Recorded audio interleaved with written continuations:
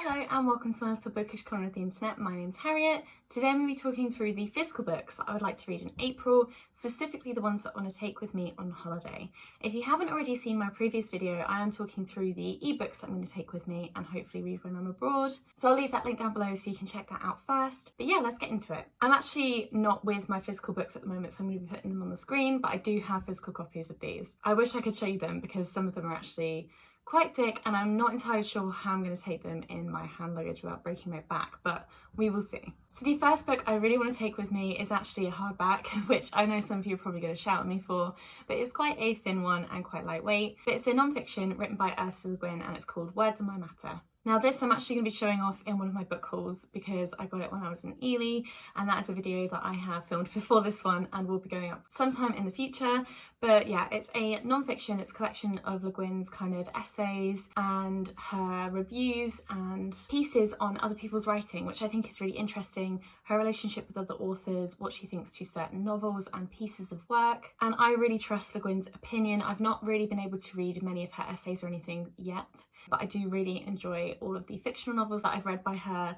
And yeah, I'm just really excited to get to this. It's one of those books that I picked it up and immediately was like, I really want to read this, which has happened with the next book that I'll talk about as well. But yeah, I do really want to read this on my holiday. I feel like non-fiction is something that you can read like a little bit easier when you're abroad. Biographies, autobiographies, any kind of non-fiction is just really nice to sink your teeth into because it's just very interesting and you don't have to, I don't know, I don't feel like you have to concentrate as much as with fiction because there's no world building, like it's just, you're just reading essays and things, specifically with this book anyway. So yeah, I'm really excited to try that, and it's going to really be the first time that I've read any of Le Guin's nonfiction, so it'll be a good way for me to get into it. And then the next book, which again is one of those ones that I picked up and it's just been calling my name ever since, it is The Secret History by Donna Tartt. Now I picked this up at a book swap, which again I'll leave the video link down below so you can check that out. I was so chuffed to find it because everyone's been saying how amazing this author's writing is, and I've never tried any of their work. But this seems to be part of like the dark academia kind of cult vibe that everyone was really on last year.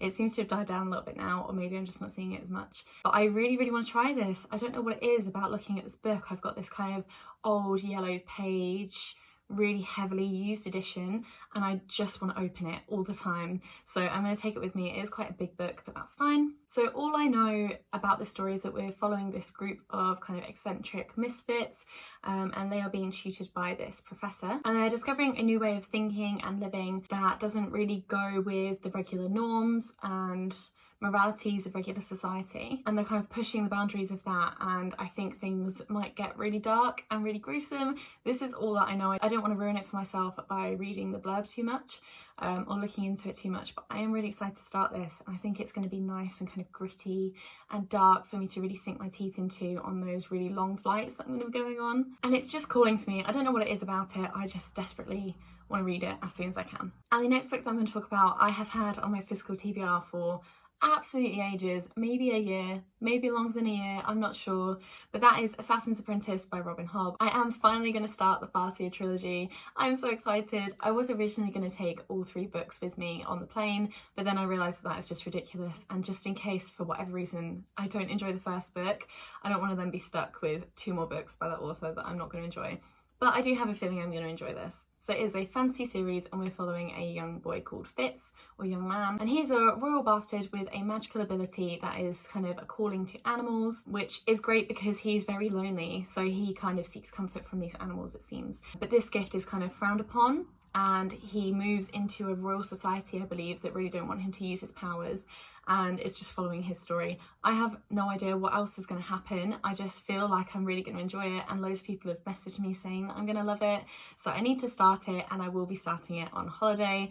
I do love reading fantasy. It's just my comfort and my go-to, so if I'm having a bit of a reading slump when I'm out there, I don't really know what I fancy, then I can sink my teeth into this one. Now this last book, I'm going to take it abroad with me, but there is a high chance that I won't be reading it when I'm there, so I'm just kind of including it in my April TBR. It seems like I've not got a lot of books on this TBR, but if you go and watch my ebook video, then you'll realise that there's actually 7 books that I want to read rather than just 4. But this last book is The Midnight Library by Matt Haig, which is kind of a recent purchase for me. I got it pretty recently from a charity shop, but this is one of those books that was hyped up a couple years ago Everyone is constantly talking about it. They're still talking about it now, but they were talking about it a lot more back then. But it's just one of those books that I think is going to be very fun and probably has like a deeper message than what you would originally think. So we are following this library that provides a chance for visitors that go there to kind of witness their life, had certain things gone differently, and basically asking that question of, would you change your life if you could? How would you change it? How would that affect your life? How would it change your future, your past? And it just sounds like a really nice and easy read, probably going to be quite wholesome, probably going to be quite emotional as well. It's quite a thin book, so I feel like I can still take it on holiday with me without it really affecting the weight of my hand luggage or my suitcase. However, if I don't read it, that's okay. I will try and get to it when I get back. I'm trying to figure out how many days I have to read when I get home, but I've booked some time off work and it's confusing for me. I can't really remember what date I get back, but I know that I will have some time during April to read this, whether I'm abroad or at home, so I thought I'd put it on this list. And again, it's just one of those books that people are constantly telling me that I should pick up, so I did. But yeah, those are all of the books that I'm going to take with me on holiday or read in April. Please let me know if you've read any of these. Also, let me know how many physical books you would take on holiday with you. So I'm planning to read 3 ebooks and then obviously take these with me. But yeah, I'd be really interested to know how many you would take. I'm just super worried that I'm going to get sick of reading ebooks, so I know I have to take some physical ones with me. Not that I've ever had that problem before, but I do love the feeling of sitting by the pool with a physical book in my hands. I just love it so much. Yeah, anyway, that is it from me today. Thank you so much for watching, and I will see you in my next video. Bye!